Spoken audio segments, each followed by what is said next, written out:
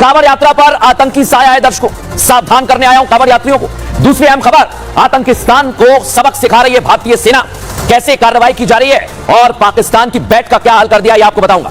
इसके बाद बात करेंगे दीदी की नाराजगी का पूरा एक्सरे हमने तैयार किया है, आपको बताएंगे। लेकिन आज की हमारी पहली बड़ी खबर है, कांवड़ यात्रा पर आतंकी साया है दर्शकों। इस खबर पर आपको सावधान करूं उससे पहले आज एक ऐसी खबर आपको दिखा रहा हूं जो हैरान करने वाली है, जो दबंगई की पोल खोलने वाली है।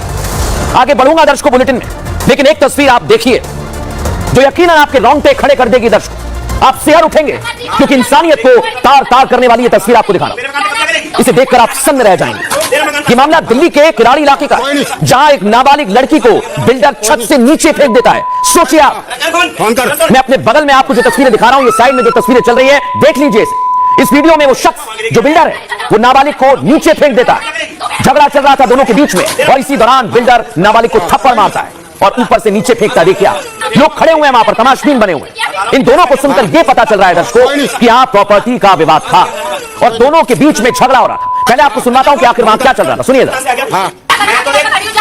मेरा कुछ नहीं होगा, मेरा भी कुछ नहीं होगा, ठीक है? मेरा नहीं होगा, नहीं हो रहा, कुछ हो जाएगा। क्या होगा? यहाँ पे देखो वहाँ गिरेगी जाके। मेरा मकान कब करेगी? तेरा मकान कहाँ से आ गया? तेरा मकान कहाँ से आ गया? देखा दर्शकों, आप सुना, सोचिए ये इंसान के नाम पर हैवान नहीं तो और क्या है। मेरे ऐसे शब्दों का इस्तेमाल करने के पीछे की वजह है नाबालिग से झगड़ने को लेकर उसे छत से नीचे फेंकने तक ही इसकी हैवानियत। सोचिए आप कितना सन्न करने वाला यह दृश्य है। इसके आगे क्या होता है मैं आपको बताऊंगा, क्योंकि लड़की जैसे ही नीचे गिर जाती है वहां भीड़ इकट्ठा हो जाती है, चीख पुकार मच जाती है, नाबालिग दर्द से चिल्लाने लगती है, लेकिन आरोपी के चेहरे पर शिकन तक नहीं दिखती। वहां जुटे लोग उस पर जब गुस्सा करते हैं तब भी वो तैश में आकर लोगों के सामने गाली गलौज करता है। सुनिए जरा किस तरह हंगामा हुआ।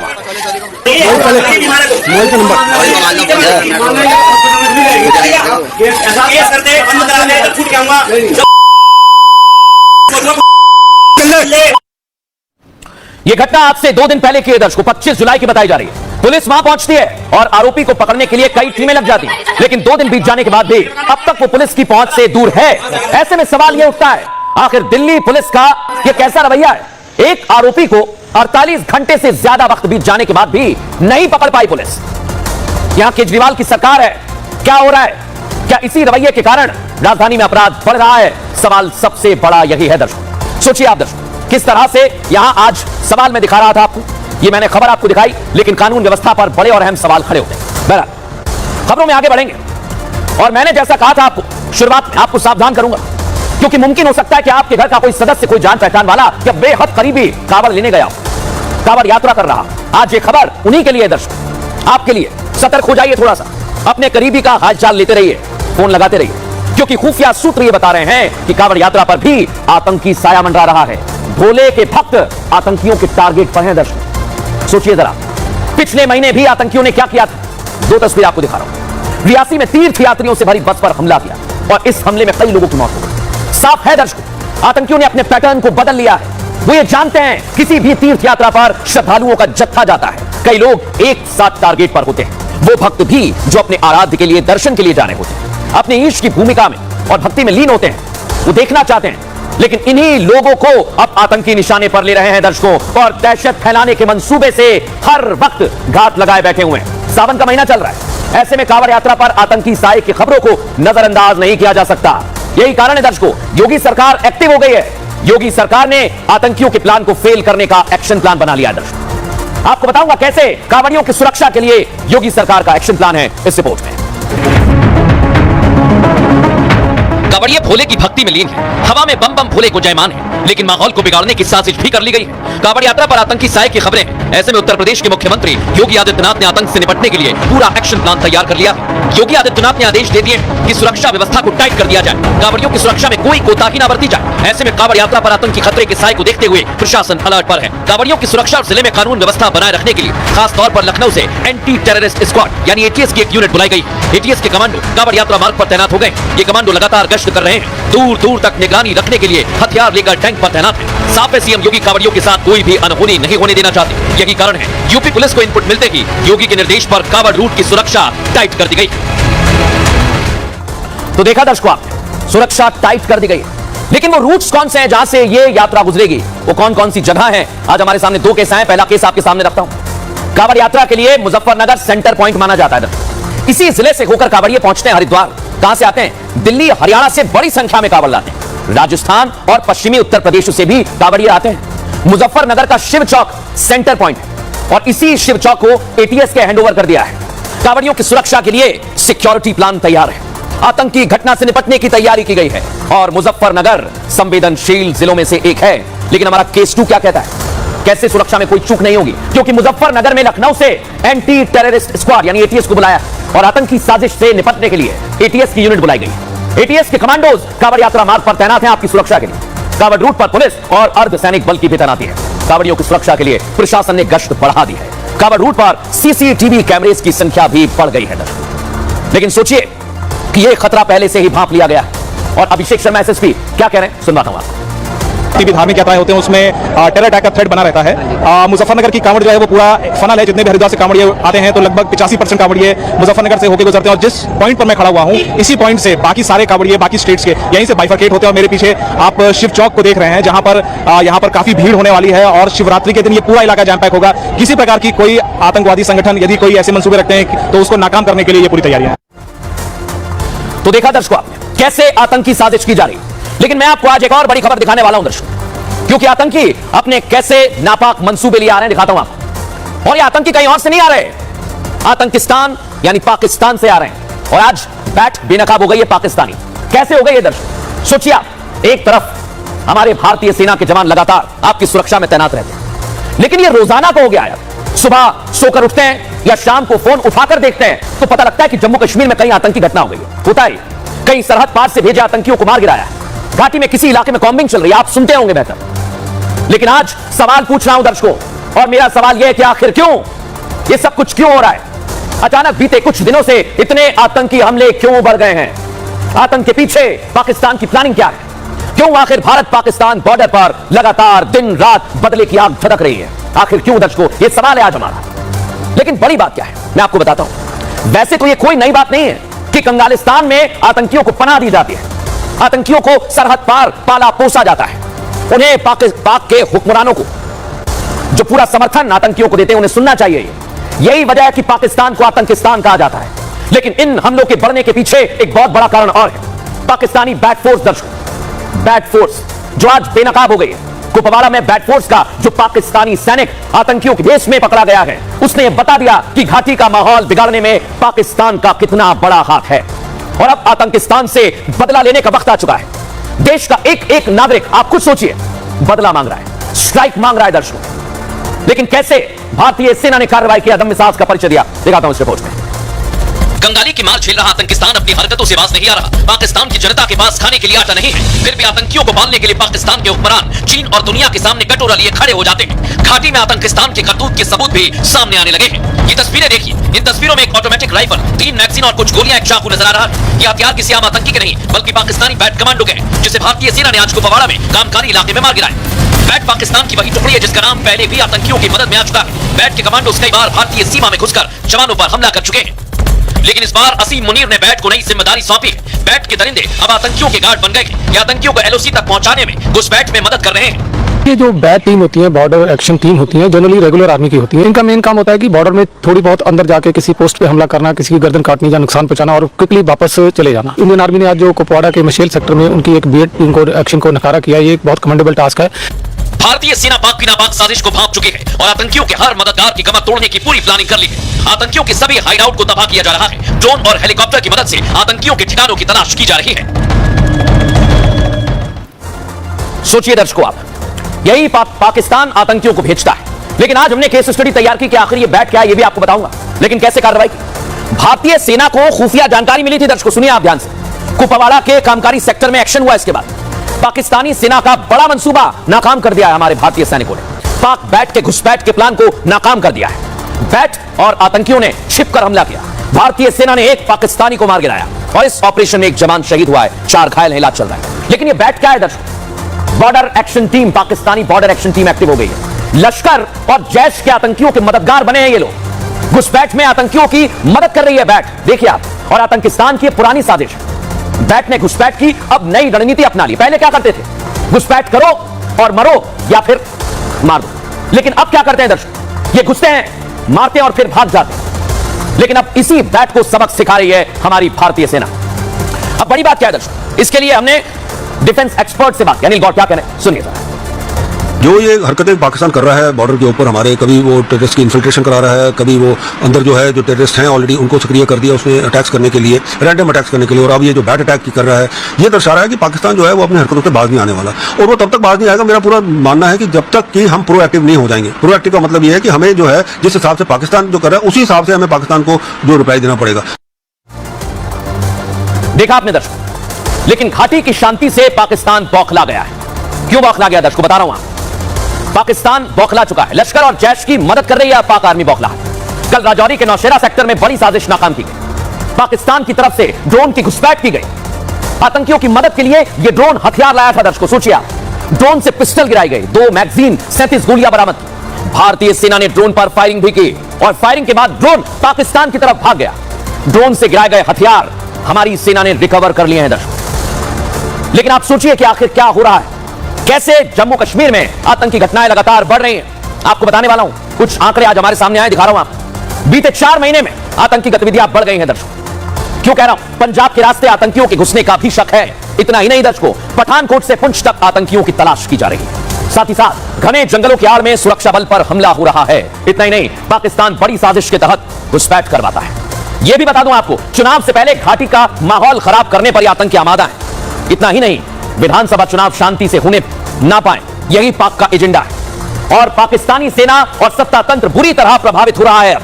एक और बड़ी बात, आतंकियों की घुसपैठ के लिए नए नए रास्ते ये खोल रहे हैं, ढूंढ रहे हैं दर्शकों, आप सोचिए। लेकिन एलओसी से सटा हिलका का इलाका घुसपैठ का अब नया ठिकाना बन गया है और लश्कर हिजबुल के ट्रेंड आतंकी यहीं से भारत आ रहे हैं। रिपोर्ट से यही बताती है दर्शकों, पाकिस्तान के मंसूबे जम्मू कश्मीर को सुलगाने के हैं, लेकिन इस नापाक मंसूबों के बीच है हमारी भारतीय सेना दर्शकों। लेकिन आप सोचिए किस तरह से कार्रवाई की जा रही है। खतरनाक मंसूबे हैं इनके और घाटी में ये घुसपैठ कर रहे हैं, लेकिन सुरक्षा बलों ने आतंकियों को मार गिराने की पूरी रणनीति बना ली है। एक एक आतंकी को चुन चुन कर मार गिराया जा रहा है। घाटी के कई इलाकों में सेना की कॉम्बिंग चल रही है। खबर तो यह भी है कि डोडा जिले में अब तक 9 से 10 आतंकी छिपे हुए हैं। ये आतंकी 2-2 अलग अलग ग्रुप में एक्टिव हैं। ये 4 तस्वीरें मैं आपको दिखा रहा हूं, देख लीजिए इसे ध्यान से, क्योंकि ये जैश के आतंकी हैं जिनके स्केच सेना ने जारी किए हैं। बताया यह जा रहा है कि आतंकी डोडा के ऊपरी हिस्से गढ़ो और बंदेरबाह में छिपे हुए हैं। अब ये तस्वीरें देखिए दर्शकों जो मैं आपको दिखा रहा हूं, ये तीनों आतंकी जैश के दूसरे ग्रुप से ताल्लुक रखते हैं। बताया यह जा रहा है कि तीनों डोडा के डेसा और कश्मीगढ़ इलाके में, इनकी तस्वीर मैं आपको दिखा रहा हूं। इन्हीं आतंकियों ने 15 जुलाई को सेना की गाड़ी पर हमले को अंजाम दिया था। दुश्मन पर कार्रवाई करते वक्त 4 जवान हमारे शहीद हो गए थे दर्शकों। लेकिन हमारे सहयोगी ग्राउंड जीरो पर तैनात है गुरसिमरन, उनकी रिपोर्ट आपको दिखाता हूं। जम्मू कश्मीर के कुपवाड़ा जिले के नियंत्रण रेखा में भारतीय सेना ने पाकिस्तान की बॉर्डर एक्शन टीम के एक बड़े हमले को विफल किया है। इसमें एक पाकिस्तानी सैनिक को सुरक्षा बलों ने मार गिराया है जो इस बॉर्डर एक्शन टीम का हिस्सा था। भारतीय सेना के 5 जाबाज जिनमें कि एक मेजर रैंक और 4 जवान है, वो भी पाकिस्तान के इस हमले को विफल करने में घायल हुए। आपको बता दें कि 2022 के बाद यह पहला बड़ा बैट अटैक है जो पाकिस्तान की तरफ से किया गया। पूरे इलाके में सर्च ऑपरेशन जारी है। सूत्रों की माने तो यह हमला लश्कर तोयबा के साथ एसएसबी कमांडोज ने किया है, जिसमें 7 आतंकी शामिल थे, जिनमें से एक को मार गिराया गया है, वहीं 6 जो है वो भागने में सफल रहे। तो देखा दर्शकों आपने कैसे कार्रवाई की जा रही है। लेकिन हमने आज आपके लिए एक और डेटा तैयार किया। वो डेटा क्या है दर्शकों, आपको देखना चाहिए। आपको बताऊंगा कैसे हमले किए जा रहे हैं। आपके सामने ये आंकड़ा रख रहा हूं। 7 जुलाई को आतंकी ढेर किए गए 6, 2 जवान हमारे शहीद हो गए कुलगाम में दर्शकों। ये पूरा जुलाई का महीना कैसे हमला हुआ ये बता रहा हूं आपको। राजौरी में भी घटना घटी, आतंकी फरार हो गए, हमारा एक जवान शहीद हो गया दर्शकों। 8 जुलाई को कठुआ में आतंकी फरार हो जाते हैं, हमला कर हमारे 5 जवान शहीद हो जाते हैं दर्शकों। 14 जुलाई को कुपवाड़ा में 3 आतंकी ढेर कर दिए गए, हमारे जवानों ने एक्शन शुरू कर दिया। इसके बाद 15 जुलाई को डोडा में आतंकी फिर घटना को अंजाम देते हैं, नया तरीका है, और फरार हो जाते हैं, हमारे 5 जवान शहीद हो गए दर्शकों। उसके बाद लगातार कार्रवाई की जा रही है। 18 जुलाई को कुपवाड़ा में 2 आतंकी ढेर किए गए, लगातार इन्हीं इलाकों में ऑपरेशन चल रहा है।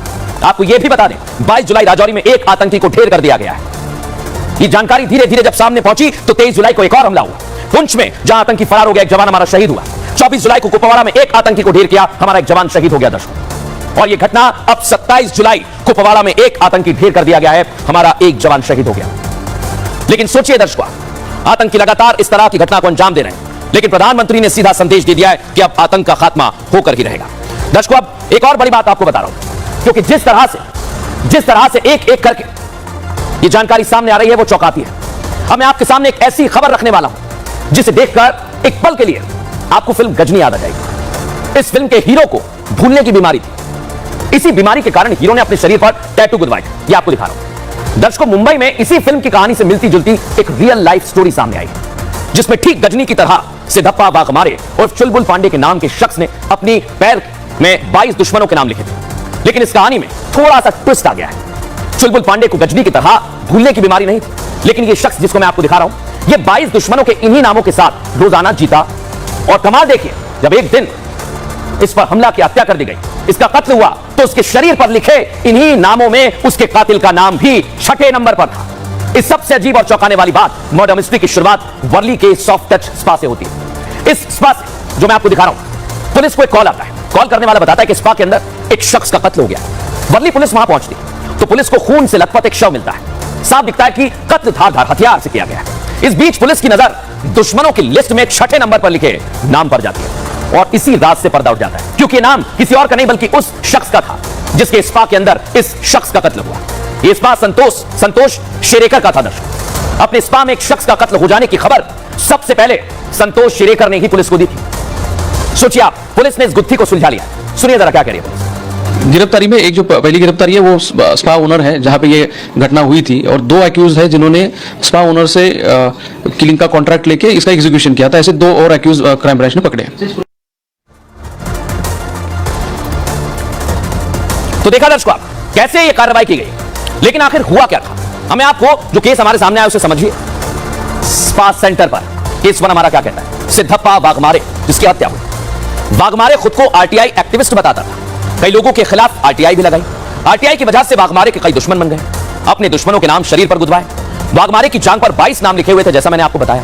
लेकिन कैसे हुआ खुलासा। सिद्धप्पा वाघमारे खुद भी एक हिस्ट्री शीटर था। दर्शक, वाघमारे पर रेप और अवैध वसूली के भी मामले दर्ज। वाघमारे आरटीआई लगाकर लोगों को ब्लैकमेल करता था। स्पा मालिक को भी वाघमारे ब्लैकमेल कर रहा था, और यही स्पा मालिक ने ही जैसी जानकारी मिली वाघमारे के नाम की सुपारी दी। जांग पर लिखे नाम के आधार पर पुलिस ने अपनी जांच पड़ताल की और उसके बाद कड़ी से कड़ी जोड़कर पुलिस आरोपियों तक पहुंच गई और इस मामले का खुलासा हुआ। दर्शक, लेकिन सोचिए, पुलिस ने इस मामले में अहम कार्रवाई की और आरोपी को गिरफ्तार कर लिया। अब हमारी अगली खबर क्या है, अगली स्टोरी क्या है दर्शकों। हमारी अक्सर रिपोर्ट्स पर आते हैं। तीसरी स्टोरी सियासी है, लेकिन बहुत कुछ कहती है। दीदी क्यों नाराज हो रही है, आखिर ऐसा क्या हुआ कि ममता बनर्जी नाराज होने लगी है। दर्शक, आपको बताऊंगा क्या हुआ आज, क्योंकि ममता बनर्जी दिल्ली आई हुई। मोदी सरकार सत्ता में आ चुकी है। दर्शक, प्रधानमंत्री नरेंद्र मोदी 2047 के विकसित भारत के विजन पर काम कर रहे हैं। देश को विकसित राष्ट्र बनाने के लिए राज्यों का साथ बेहद जरूरी है। राज्यों का विकास होगा तभी देश का विकास संभव है। इसी बात को ध्यान में रखते हुए पीएम मोदी की अध्यक्षता में नीति आयोग की बैठक बुलाई गई और इस बैठक में सभी राज्यों के मुख्यमंत्रियों को शामिल होना था। लेकिन बैठक से पहले इंडिया अलायंस ने पूरा बहिष्कार कर दिया। लेकिन पश्चिम बंगाल की मुख्यमंत्री यानी ममता बनर्जी इस बैठक में शामिल होने पहुंची। बैठक में ममता के शामिल होने के कयास लगाए जाने लगे। क्या इंडिया अलायंस टूट रहा है, क्या टूट फूट हो गई है, क्योंकि बैठक में पहुंची ममता बनर्जी, लेकिन बीच में ही छोड़कर सीएम ममता बनर्जी बाहर आ गई। तस्वीर आपको दिखा रहा हूं। उन्होंने बैठक का बहिष्कार कर दिया और केंद्र सरकार पर अपमान का आरोप भी मढ़ा। दीदी का कहना था कि बाकी मुख्यमंत्रियों को बोलने के लिए 30 मिनट का समय दिया गया, लेकिन उन्हें 5 मिनट ही बोलने दिया। इतना ही नहीं, सीएम ममता बनर्जी ने कहा कि आज के बाद वो किसी भी बैठक में शामिल नहीं होंगे। अब ऐसे में सवाल यह उठता है दर्शकों, विपक्ष ये बहिष्कार केंद्र सरकार का कर रहा है या आपके अधिकारों का, क्योंकि नीति आयोग की बैठक में आपके हकों की बात होनी थी, लेकिन आपकी बात करने यहां कोई नहीं पहुंचा, कोई मुख्यमंत्री नहीं आया दर्शकों। लेकिन कैसे ममता बनर्जी आरोप लगा रही है, क्या जवाब दिया जा रहा है, वो आपको सुनवाता हूं। पोजीशन तो उससे मैं एक ही लाया, लेकिन तब भी मेरे को 5 मिनट में स्टॉप कर दिया। This is इंसल्टेशन। Just so unfortunate. I wish Mamata Banerjee would please say the truth behind this rather than again build a narrative based on falsehood. दर्शकों सुन लिया किस तरह के आरोप लगाए जा रहे हैं, लेकिन आखिर हुआ क्या था अब मैं आपको बताने वाला हूं, क्योंकि विपक्ष अपनी रणनीति पर चल रहा है। उसने नीति आयोग की बैठक का बहिष्कार कर दिया। कांग्रेस का एक भी मुख्यमंत्री बैठक में नहीं पहुंचा। दर्शकों, झारखंड के सीएम ने भी आने से इनकार कर दिया, तमिलनाडु के सीएम भी नहीं आए, केरल के मुख्यमंत्री ने भी बैठक से दूरी बना ली, गैर बीजेपी शासित राज्यों के साथ भेदभाव का आरोप लगाया, बजट में भी भेदभाव का आरोप लगाया गया और नीति आयोग के बजाय योजना आयोग की तरफदारी की जा रही है। लेकिन नीति आयोग की बैठक में ममता बनर्जी शामिल हुई, बैठक बीच में छोड़कर आ गई बाहर और मीडिया के सामने उन्होंने कई आरोप लगाए। क्या कहा, मुझे बोलने के लिए 5 मिनट का समय दिया गया, बाकी मुख्यमंत्रियों को 30 मिनट का समय दिया गया, बोलते समय मेरा माइक बंद कर दिया। वित्त मंत्री ने ममता बनर्जी के आरोपों को गलत बताया। अब सवाल यह, क्या ममता बैठक में राजनीति के लिए पहुंची थी, जनता के मुद्दे से विपक्ष को सरोकार नहीं है क्या, यह सवाल सबसे बड़ा बना हुआ है। लेकिन अब मैं आपको बताता हूं कि नीति आयोग की बैठक में क्या हुआ, किस तरह यह हंगामा बढ़ा। देखिए इसको।